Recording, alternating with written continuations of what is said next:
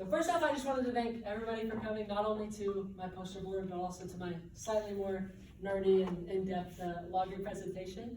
So really, it does mean the world to me. I spent a lot of time on this, so I'm very happy that y'all took the time out of your day to come see me.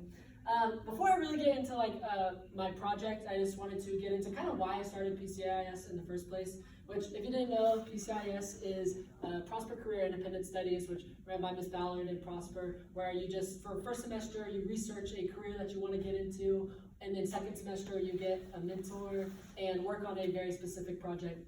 And so part of the reason I did was seeing how PCIS worked in other people's lives. My brother Sam's ex-girlfriend actually was in PCIS, and she ended up getting the same job 4 years later. She's still at the same job she got from her connections from PCIS. So seeing that really inspired me to get into it, as well as kind of some general anxiety about my future, like what exactly I wanted to do. Like I wasn't exactly sure, so I was like, okay, I'll go to PCIS and I'll really narrow it down. And then also just getting a head start, getting extra knowledge in the industry I really wanted to go to.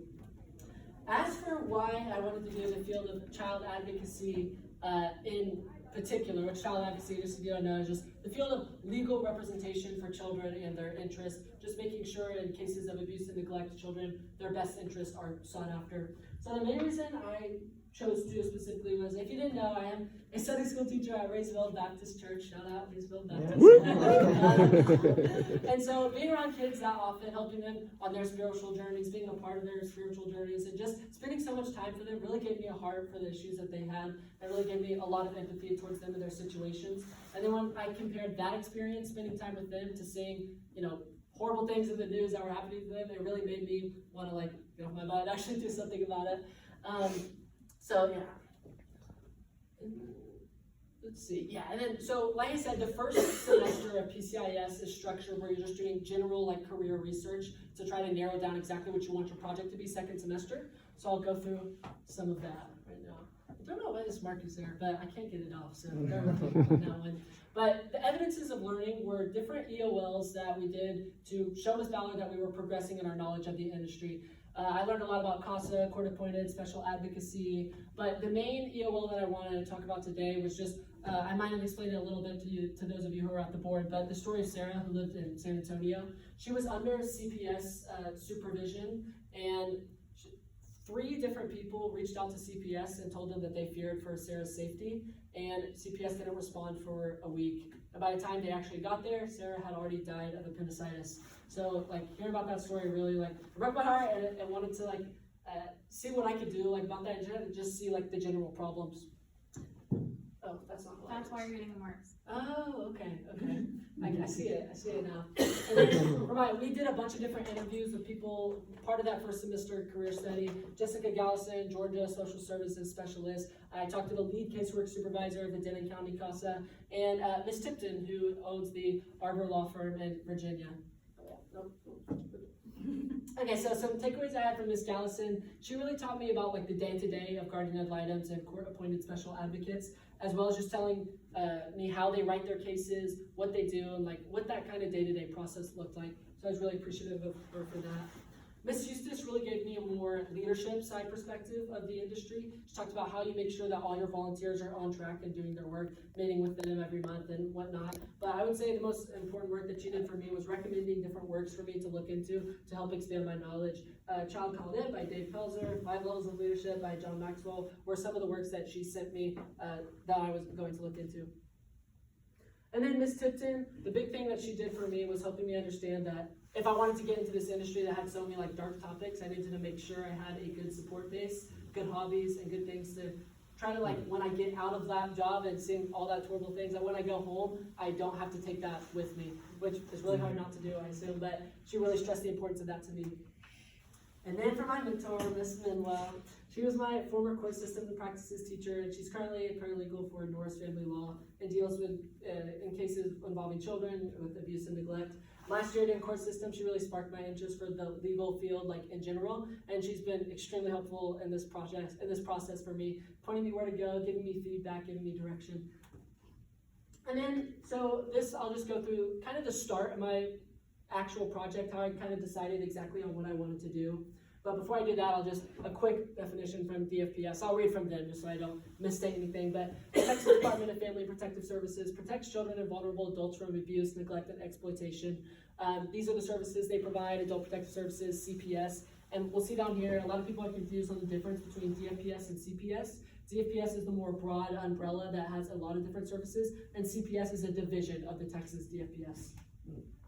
But what I really started, like what really grabbed my eye was when I was doing research, like I said, just first semester general research, and I started to see these like absolutely abysmal reviews for like any DFPS building, like anywhere. And you can do this once you, these were just 4, but if you, maybe later, if you go online and look at like different reviews for any DFPS building or CPS building, you'll just see stories and stories and stories, and you can read through all those reviews. So that's what really like started my process of writing an article.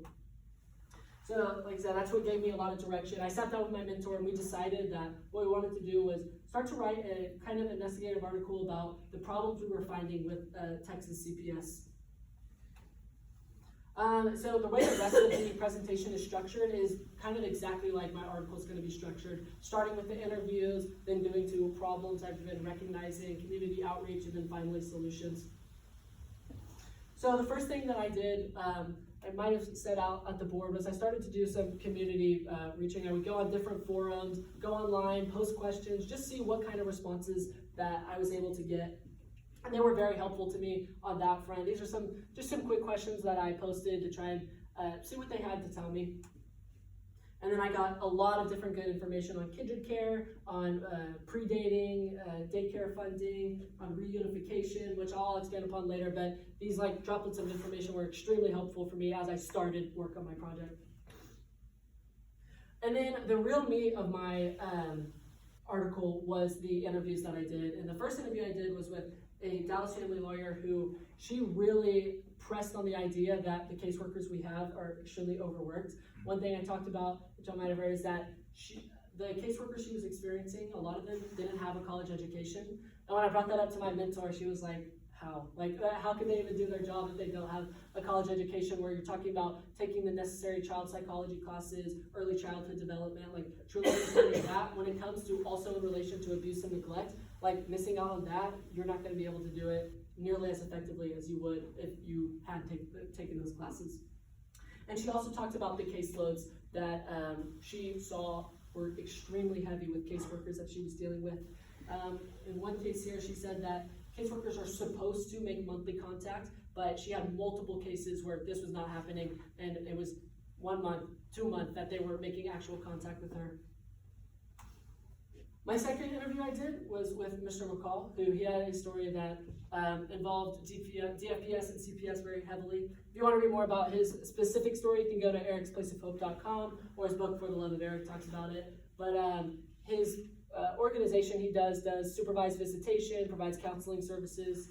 And his big thing is he's on the front lines to bring awareness to the actual scientific term called parental alienation, which is where when one parent, a lot of times the parent that has majority custody in a divorce, they'll try and turn a child against the other parent. And that's something that he really works heavily to bring awareness to. And so one of the big things that we talked about when I first started my interview with him was that CPS was not embracing a lot of different modern sciences. Parental alienation was not being taught to caseworkers, so they weren't recognizing signs of that. Or pathogenic parenting is another term you might have heard. Another thing that they weren't addressing was very popular in a lot of different other states, CPS training curriculum, is the process of ACEs, which is Adverse Childhood Experiences. It's a set of 10 factors that if a child meets 4 or more of those experiences, it's extremely predictive of violent behaviors, like you can do drug usage, suicidal ideation are extremely increased if they've met those. And things like that are also not being taught in the training for CPS. He argued to me that the standard arrangement for custody should be 50-50, at least in the temporary stage, and that would help reduce the amount of parental alienation, because right now our standard custody arrangement is first, third, and fifth weekends for the non-custodial parent, as well as every Thursday. And if one parent has majority custody, they have more time to impress upon a child, unless there is evidence that that arrangement needs to be changed. And then, like I said, here these are the ACEs that we talked with. And the big thing I asked both the Dallas adoption attorney and him, I asked them if they were king for a day, what would they do to change CPS, or what would the first thing that they would do? And they both said funding would be their primary concern. That higher funding would make it to where there's less turnover and higher education and whatnot. So I started to see a pattern with my research that a big problem was the conditions that CPS caseworkers were facing. And then for more of my individual research that I did on my own, I read a summary of a 200-page court ruling from Judge Janice Jack down in Corpus Christi. It had to do with the 2011 lawsuit against the Texas DFPS. This case brought to light a bunch of really troubling issues. This is where I first learned about Child Welfare Association of America, their recommendations for 8 to 15 children. She found that 43% of Texas caseworkers had over 20. She said low pay, overwork, and stressful environment has led to high rate of turnover, which exacerbates high caseloads, and it creates a cycle of crisis. So from there, I started to do a lot more individual research on the CPS salary and what they were being paid, especially in relation to other states. On the right, you'll see a bunch of lists of different states and what their average CPS caseworker salary was. And we actually ranked third to the bottom of the list for our average CPS starting caseworker salary. Here you can see we're about 9,000, 10,000 shorter than the actual national average for starting CPS caseworker salary. And up at the top left, you can see in the orange, that's going to be CPS caseworker salary in relation to some other different fields, average pay. And then I did some more specific research to try to figure out more about the caseload that our CPS caseworkers are facing today. Like she talked about in that 2016 ruling, 40% of caseworkers have more than 20 cases at a time. We've actually slightly done a little bit better in that regard. Right now, we're sitting at 17.6 for average children per caseworker, which is still over the 15 mark that both the Council of Accreditation recommends and the Child Welfare League of America recommends. And then I started to look into staffing too, to see how many caseworkers we actually were employing, which was a really difficult thing and really frustrating thing to look into because the numbers were not, I don't think that they represented the numbers accurately. They would put workers who were on long-term leave on their active caseworker list. They would put people who never actually had interactions with children on that list of workers. And then most befuddling to me was what is apparently illegal, but counting fictive workers, which means you take the amount of overtime hours that your current employees are working and you turn that into an extra worker on the sheets because that amount of overtime hours is happening, which is obviously completely inaccurate and it doesn't work. So it was really frustrating to figure it out, but I was able to find some general things as far as turnover. Obviously, last year that number fell around 2,300. In 2021, it was about 3,500. Thousands and thousands of caseworkers are leaving every year here in the state of Texas. And so then I started to diagnose, more specifically, exactly what these problems were and how they actually fed off of each other. And I borrowed that term from that 2016 court ruling, the cycle of crisis. So the big thing, obviously, I started with was the pay problems. And obviously the pay in and of itself is kind of an ethical concern because you don't want to be paying people who do such an important job that low money, but also creates a bunch of its own unique problems. Our uncompetitive pay does not attract qualified individuals. And like the Dallas adoption attorney I was talking to was telling me, most of the people she was talking to didn't have that college education. And a lot of that was because they weren't willing to do a degree and then come back and make that low of an amount of money. It also creates a lack of experienced workers. Because that pay is so low, that turnover and that stressful environment is going to be heightened.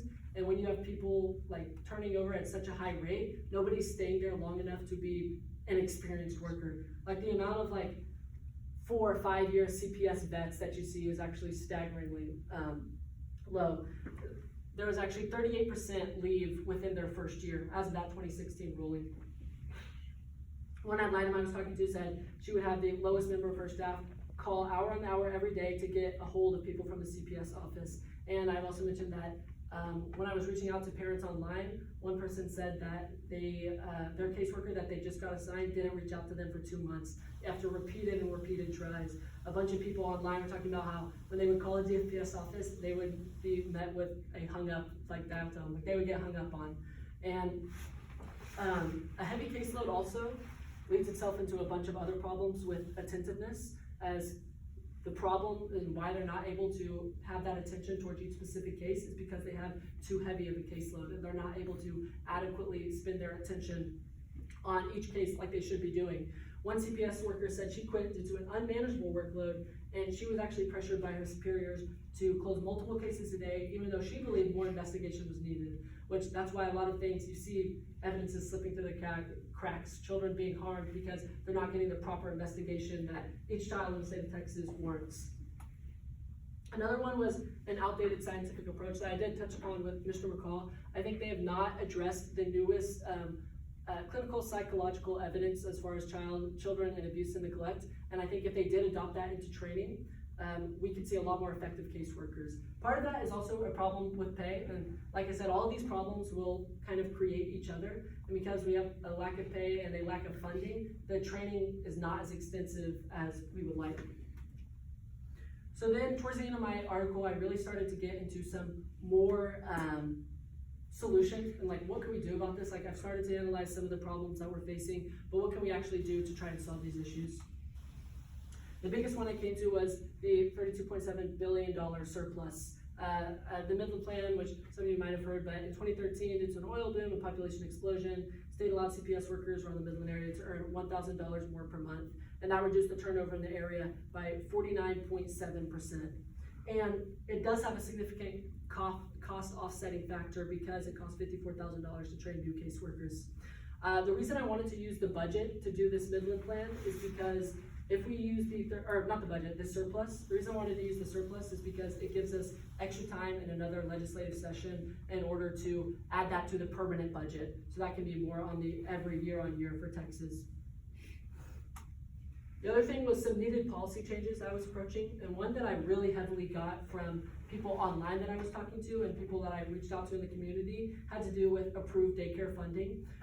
Daycares in this area are extremely expensive. Some can be up to $2,000 a month. I was talking with my mentor about. And the way they do it now is that CPS will fund your daycare funding for foster parents, but it has to be approved. Right now, they're not pre-approving that before the child gets into its placement. So some families have had to wait 2 months and pay for daycare out of pocket when most families are not in a position to be able to add an extra $2,000 onto their already cost burden.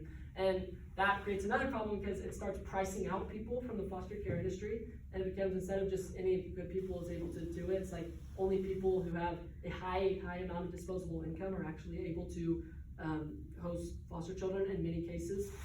And so that creates too many children for foster placements, and then you have an overflow, and then you see kids staying in CPS offices and hotel rooms and things like that. The other thing was fine-tuning the process in cases of abuse and neglect. This issue you also see a lot with community outreach, is that a lot of people say that CPS caseworkers in themselves are above reproach, like what they say goes. Like when I was talking to Mr. McCall, he said that without really any like evidential backing, the court believed the CPS caseworker, and that their word went. And so what I wanted to do is try to introduce different possibilities we could do to help send CPS cases through multiple sets of eyes rather than having it on a single caseworker that might be there. So me and my mentor talked about a possible board of review, which hiring specific people to review cases and review evidence as part of a board for each DFPS district. You can also rotate caseworkers through different cases to get multiple perspectives on it.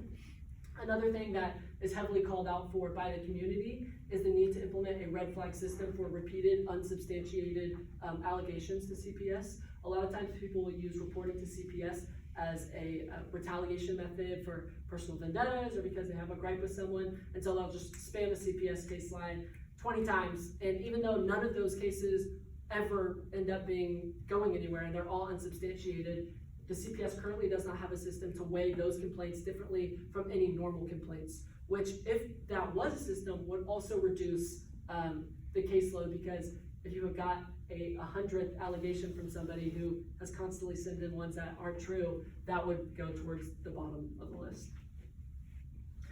But at the end of the day, like you and me don't necessarily have the policy power to change this issue. So what we really have to do is press this issue upon our state representatives.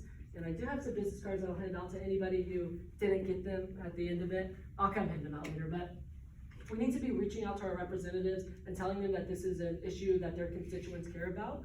And the more educated people that are reaching out and telling them the facts of the case, telling them it makes sense, some of the different fiscal responsibilities that they have, the more likely it is that this issue is going to be addressed in this legislative session before May 29th. So yeah, I encourage emailing, calling, or writing to representatives to implore them to introduce the type of solutions we talked today, or even if you had your own solutions that you came to yourself. But yeah, I wanted to thank everybody for coming. I really appreciate it. It means a lot to me, and thank you.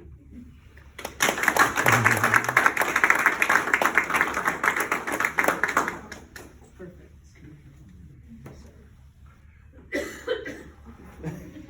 He's like, yeah, all right. Did you guys get one? Did you guys get